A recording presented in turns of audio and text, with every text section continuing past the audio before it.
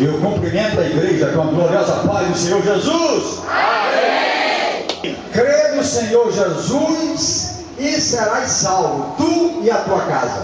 Você crê nisso? É verdade. É? Quem crê, uma salva de palmas ao Senhor Jesus.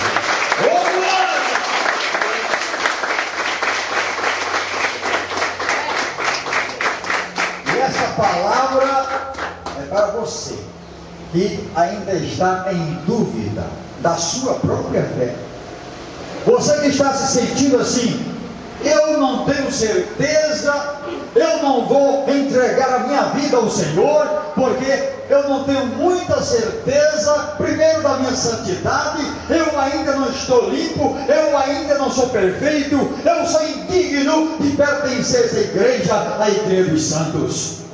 Eu te digo uma coisa: Deus veio para os pecadores, Jesus veio para os pecadores. Ele veio exatamente para você, para te libertar dessa indecisão, dessa fraqueza, desses dois pensamentos, porque basta um fragmento de fé assim, e Deus vai te levar. Oh, glória! E Deus vai te salvar. Glória a Deus. Quem acredita, levanta as suas mãos e glorifique o Senhor.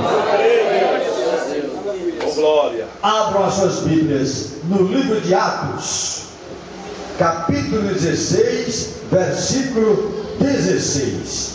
E vamos ver o que o Senhor tem para dizer, para esclarecer exatamente aos que estão em dúvida, aos que estão cocheando entre dois pensamentos. Deus não se agrada disso. Deus quer atitude. Deus quer que você diga: não, chegou a minha vez, chegou a minha noite, chegou o meu dia da minha libertação. Atos 16, 16. Antes disso, eu vou dizer que Deus, o Deus a quem nós servimos, é um Deus tremendo. Amém. É até redundante eu dizer que o nosso Deus é perfeito, é sábio, porque o nosso Criador realmente, Ele criou tudo com perfeição. Eu vinha dirigindo o veículo e bem à minha frente também caminhava a lua. E a lua, nesse período, ela está muito cheia, com uma boa luminosidade, e está mais próxima da Terra nesse período. E nós, eu, meu filho e minha esposa Jasmina, estávamos examinando. Às vezes, de acordo com a volta que eu estava no carro, ela ficava ora para a direita, ora para a esquerda, como guiando o rumo, o caminho da igreja do Senhor, mas sempre estava, mais às vezes, à nossa frente. E eu estava a imaginar como Deus criou isso para iluminar a terra de noite. Olha que sabedoria! Ela não tem luz própria, mas ela recebe a luz do sol, e ela reflete como um espelho, para que as nossas noites não sejam noites tão tristes. E meu filho fez uma observação, Ayrton Júnior: papai, a lua é o abajur da terra. Glória a Deus, aleluia. Eu digo: meu filho, eu vou colocar esse seu pensamento na minha pregação. E vocês não podem imaginar o quanto é forte a luz do sol. Consegue iluminar a lua, e essa ainda reflete uma boa luz para nós. Verdade. Jesus disse: vós sois a luz do mundo. Nós temos a luz refletida da luz maior, que é o nosso Deus. E essa luz tem sim que refletir sobre a terra, e nós damos testemunho dessa luz. Palmas para o Senhor Jesus. Aleluia.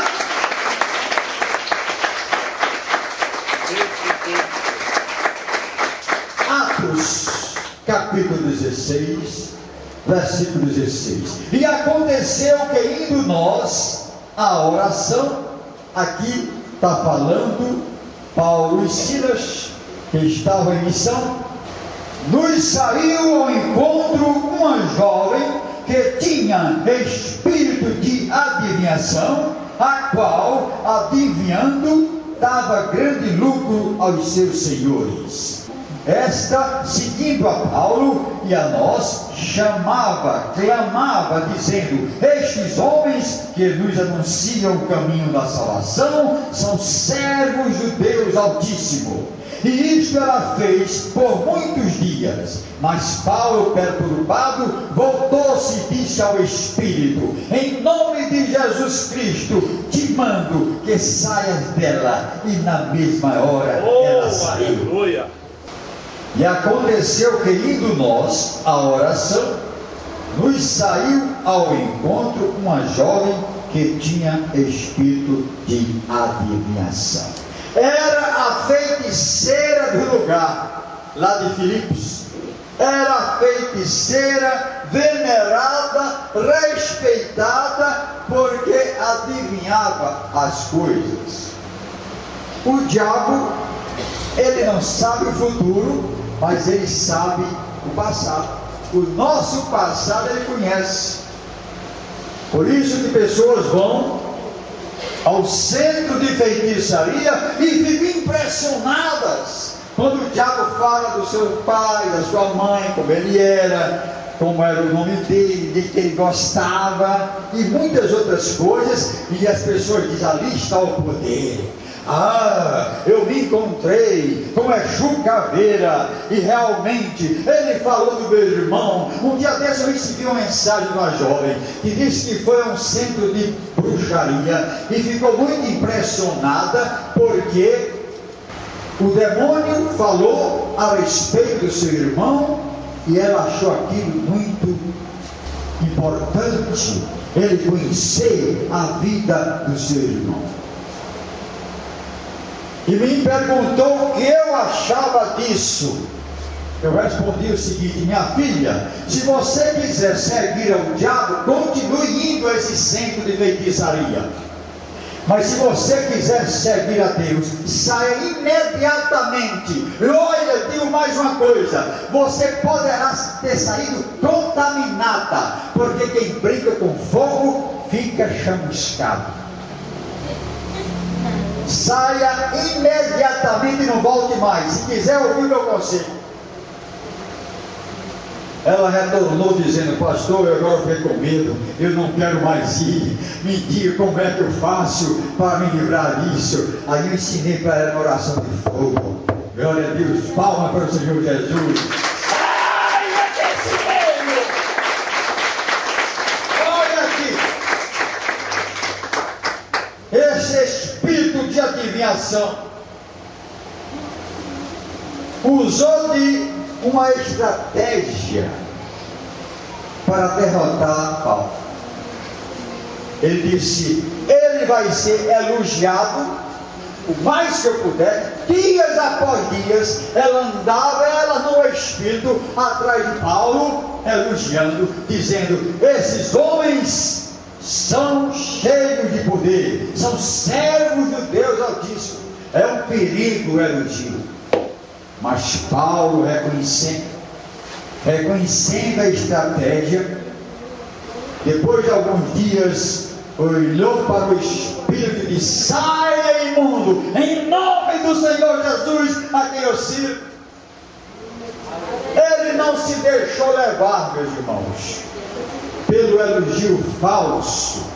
Ele tinha discernimento, ele notou, ele viu, ele enxergou muito mais além.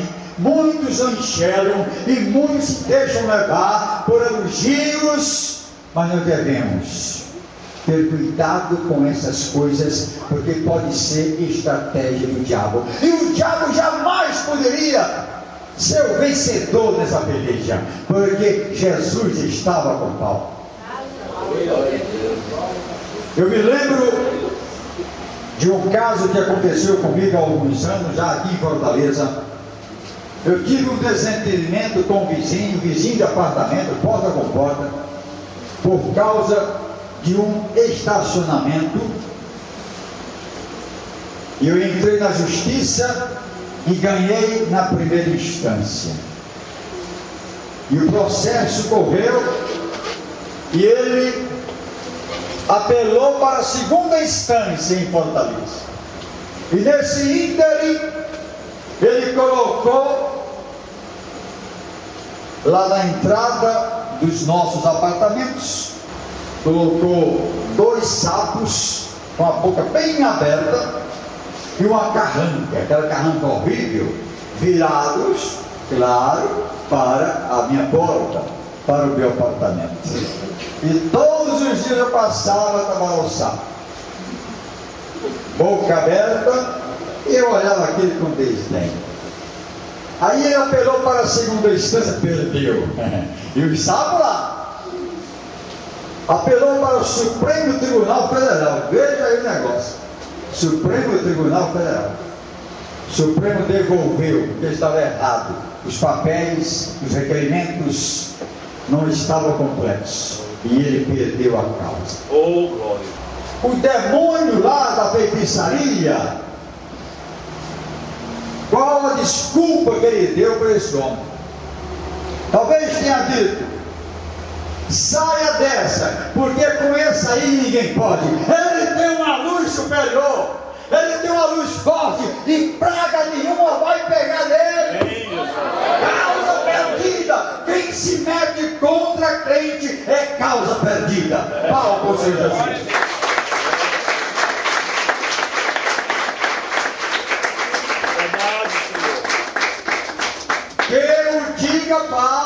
Que eu diga Paulo, arrastava cristãos, prendia, ele consentiu na morte de Estevão.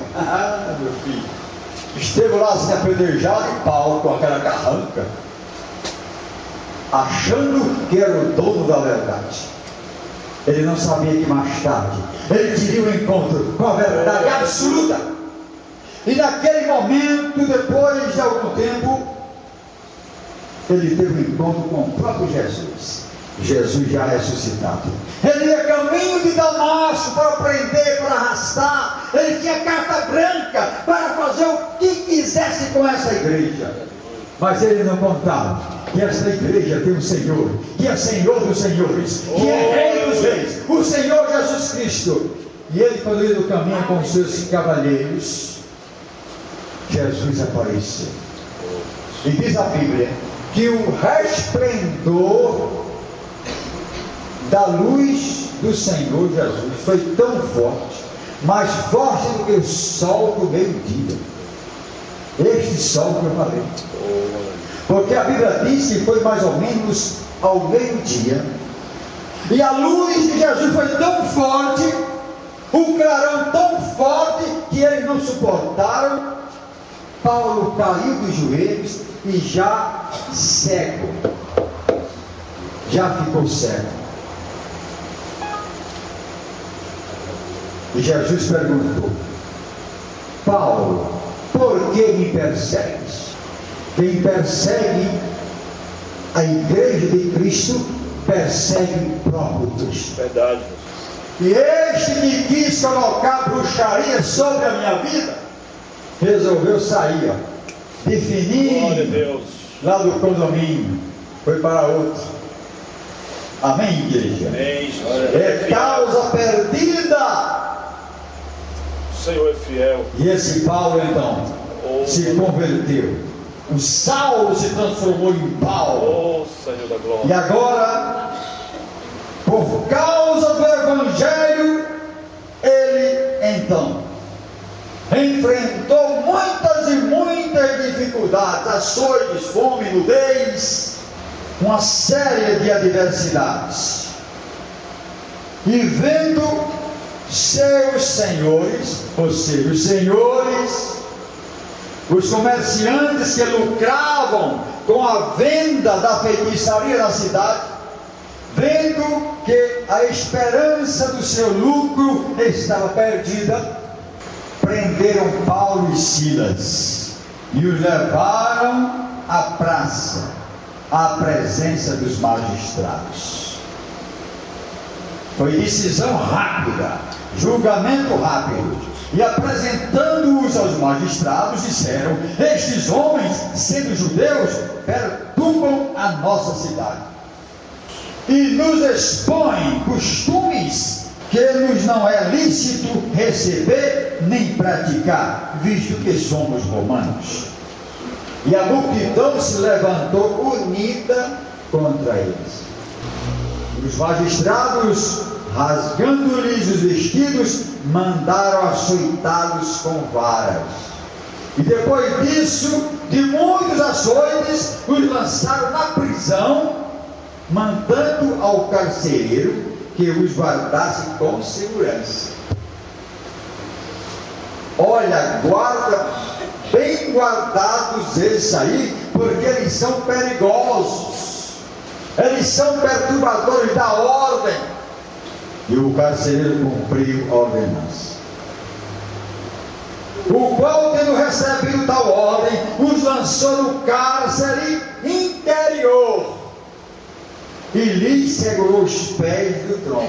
Não apenas guardou a Paulo e Silas no cárcere mais longe, mais fundo, mais interior, não apenas fez isso, como pegou os seus pés e amarrou no tronco, certamente com correntes. Porém, perto da meia-noite, Paulo e Silas oravam e cantavam hinos a Deus, e os outros presos os escutavam. A luz, glória a Deus, não se apagou sobre eles, pelo simples fato de estarem na prisão, não. A Bíblia diz o seguinte: está tudo bem, cante louvores. Está tudo bem, dê graças a Deus. Em tudo dê graças a Deus. Ele não ficou reclamando contra a vida, mas nós somos servos do Senhor. Nós estamos anunciando o Evangelho de Cristo. Cristo apareceu a Paulo pessoalmente, e agora nós estamos aqui presos sofrendo. Eles não murmuraram, muito pelo contrário. Quando ele levantou a voz e começaram, Paulo e Silas, a cantar louvores, os outros presos começaram a ouvir. Aleluia. Meus amados, onde nós estivermos, nós precisamos não ter vergonha deste Evangelho, abrir a nossa boca e falar a verdade, anunciar Cristo ressuscitado, anunciar Cristo que vive, que salva e que liberta.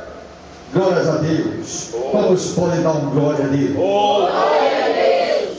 Aleluia. Porque nós somos luz do mundo e sal da terra, e não podemos nos envergonhar deste Evangelho. Paulo e Silas poderiam muito bem: vamos ficar aqui calados, não vamos dizer nada, que isso vai ser uma vergonha. Esses presos aí olharem para nós e dizer: vocês ainda acreditam nesse Deus, mas vocês estão acorrentados, vocês estão presos e nada podem fazer. Talvez dissesse, como diz aquele ladrão: se tu és o Cristo, se tu és o Messias, se tu és o Filho de Deus, apontando para Jesus, salva-te a ti mesmo e nos liberte dessa cruz. As coisas de Deus, a manifestação do poder de Deus, a bênção do poder de Deus, as bênçãos de Deus sobre a nossa vida, às vezes vêm de maneira repentina, quando menos nós estamos esperando. Simplesmente acontece. E de repente sobreveio um tão grande terremoto que os alicerces do cárcere se moveram e logo se abriram todas as portas e foram soltas as prisões de todos. Aleluia. Glória a Deus. Deus é capaz de sacudir os alicerces da nossa vida. Deus é capaz de balançar essa terra para salvar uma vida. Aleluia, Deus. Jesus fez muito mais do que isso. Morreu na cruz por você, por mim, por você. Derramou seu sangue. A pior morte que pode existir é a morte de Cristo. A pior morte, sabe por quê? Que morre aos poucos, morre com sede. Por isso Jesus diz: temos sede. Morre com fome, sendo torturado e esbofeteado com a coroa de espinhos, que foi fincada, batida, para que os espinhos descessem mais. E assim mesmo ele deixou 7 palavras, e uma delas foi uma palavra de salvação para aquele ladrão que rogou por ele. Ele disse para o ladrão: na verdade te digo que hoje estarás comigo no paraíso. Aleluia. Assim mesmo, ele teve força, teve ânimo, teve fôlego para pronunciar essas palavras. Hoje a igreja faz o possível que está a seu alcance para levar a palavra da salvação, para que os cativos sejam libertos, para que a luz possa penetrar fundo no coração, para que a verdade se estabeleça, para que aumente a fé, e com essa fé creiam no Senhor Jesus e sejam salvos. E o carcereiro que dormia acordou. Ele estava tão convicto da segurança dos presos que ele dormiu, pegou no sono. Mas quando ele viu aquele rebuliço, ele acordou. E vendo que as portas se abriram, todas as portas se abriram, ele tirou a espada e quis matar-se, cuidando que os presos já haviam fugido. Por que que ele fez isso? Pelo seguinte: de acordo com a regra, com a lei romana, o carcereiro que por qualquer motivo permitisse que o preso fugisse, seria morto. E ele, já sabendo disso, ele disse: eu vou logo me suicidar. E aconteceu que Paulo clamou, clamou em alta voz: não te faças nenhum mal, que todos aqui estamos e não vamos sair daqui. Paulo já exercia a liderança na prisão, já falou em nome dos presos. Nós também, onde estivermos, podemos sim, com a verdade de Jesus, a verdade de Deus, sendo sal da terra, luz do mundo, nós podemos sim exercer a nossa liderança, falar alto e bom som. E o carcereiro pedindo luz. Se ele pediu luz, é porque estava tudo escuro, tudo escureceu. A prisão era escura, ninguém enxergava nada. E assim mesmo, nessa escuridão, talvez num lugar fétido, mal cheiroso, imundo, Paulo e Silas ainda encontraram ânimo, alegria para louvar o nosso Deus. Glória a Deus. Glória a Deus. Toda honra, toda glória seja dada ao Senhor. Não faça isso, não se mate. Nós não vamos arredar pena aqui.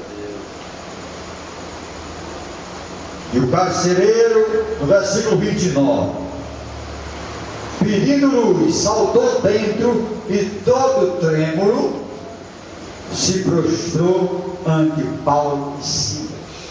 Por que ele fez isso?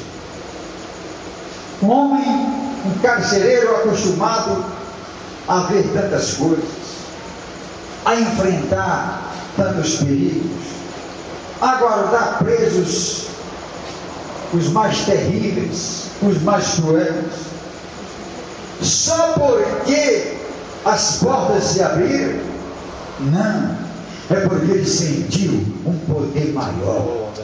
Ele sentiu que aqueles homens realmente eram servos do Deus Altíssimo. Verdade, Deus. E ele já caiu de joelhos diante daquele acontecimento. Mas aí, foi lá, trouxe Paulo e Silas para fora e disse: Senhor, que devo fazer para me salvar? Olha a resposta daqueles homens. Eles disseram: crê no Senhor Jesus e serás salvo tu e a tua casa. Aleluia, Deus. Jesus está dizendo isto nesta noite para você. Você quer ou não quer ser salvo? Você quer ou não quer entrar nessa família? Você quer ou não quer garantir a sua salvação? Você quer ou não quer acreditar no sacrifício de Jesus, que morreu por você, como diz João 3,16, para que todo aquele que nele crê não pereça, mas tenha a vida eterna? Faz a tua obra. Ou você pensa que a sua vida é infinita?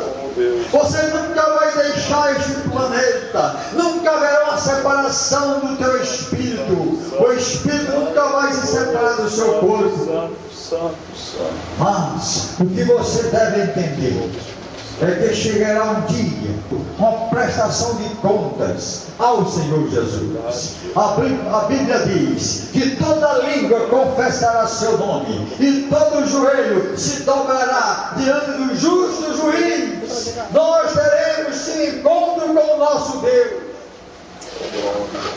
E a nossa vida no mundo espiritual, Deus, o nosso destino, o destino nosso, neste lugar, Senhor, deverá ser decidido agora, enquanto podemos falar, enquanto podemos manifestar a nossa vontade. Deus fez o homem com livre-arbítrio para manifestar-se, para dizer: eu quero ou não quero. A decisão é sua nesta noite. Quero ou não quero? em nome de Jesus.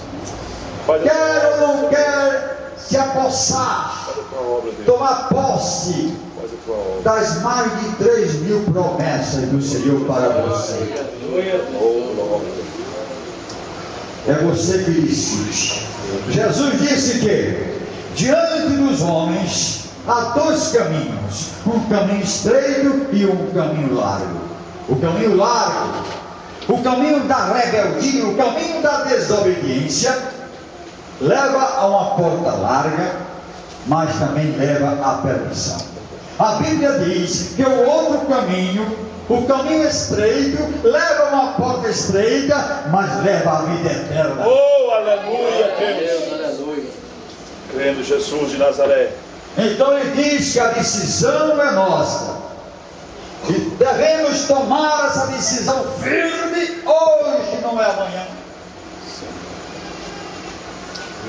Certo homem disse: eu vou construir mais armazéns, vou fazer uma grande plantação e vou encher os meus celeiros e vou folgar por toda a minha vida. E isso ele fez. Construiu vários armazéns, muitos bens ele acumulou. Mas quando ele estava nesse estado, o Senhor diz: tu és um louco, porque hoje a sua alma vai ser requisitada e os seus bens, para quem ficarão? Meus amados, nós ficamos muito apegados às pequenas coisas aqui da terra. Somos escravos às vezes de objetos, da bicicleta, do carro, da casa, de coisinhas e mais coisinhas. E nós ficamos a olhar para o chão, olhar para a lama, e não levantamos o nosso olhar para o céu, não pensamos nas coisas que são do céu, não meditamos nas coisas que são de Deus, e vamos cada vez mais caminhando para as trevas. Eu tenho certeza que Deus, pela sua misericórdia e pelo seu amor, fez estremecer esta prisão, fez com que Paulo e Silas fossem presos, fossem açoitados, fossem atormentados, mas levassem para aquela prisão a luz, levassem o louvor, e mais ainda, a partir disso, uma família fosse salva, a família do carcereiro. Eu te digo agora para você, Deus é capaz de estremecer e balançar as suas estruturas. Deus é capaz de fazer tremer o chão sobre os seus pés para te salvar. Em nome de Jesus. Porque uma vida tem muito valor. Ele sabia que esse carcereiro estava precisando de uma palavra, estava precisando de uma manifestação apenas. Ele disse: eu tenho dois que vai lá, e eles não vão renunciar à sua fé, e não vão me negar. É Paulo e Silas. Paulo me conhece. Bastava esta manifestação de poder, bastava uma palavra de Paulo: creia no Senhor Jesus e serás salvo. Ele creu, e toda a família aceitou Jesus, e toda a família foi salva. Paulo para o Senhor Jesus.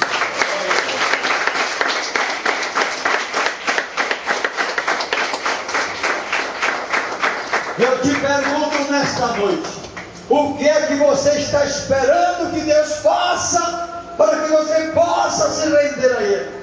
Para que você possa ouvir a sua voz, porque Ele foi e deixou a sua igreja. Aqui está a igreja de Cristo, pregando o Evangelho sem mistura, o Evangelho do arrependimento, o Evangelho da graça, o Evangelho do perdão, o Evangelho que salva, pregando a Cristo ressuscitado. Em nome de Jesus. Que você está esperando. Ou você não está sentindo, olhando, conferindo, tomando conhecimento das coisas que estão acontecendo neste mundo? Ou você não sabe que a tempestade pode cair a qualquer momento sobre a sua vida? Como aquela tempestade que veio sobre aquele barco onde estavam Jesus e seus discípulos. Ela veio de repente, mas havia uma diferença: Jesus estava no barco e ele acalmou a tempestade. Jesus precisa estar no barco da sua vida. Chama Jesus: Jesus, salva-me, como fizeram aqueles homens. Porque com as nossas forças nem sempre nós podemos acalmar a tempestade. Quando vem a doença, quando vem o desastre na família, problemas conjugais, problemas com os filhos, droga e muitas outras coisas, você precisa clamar, chamar o Mestre. Você precisa chamar Jesus.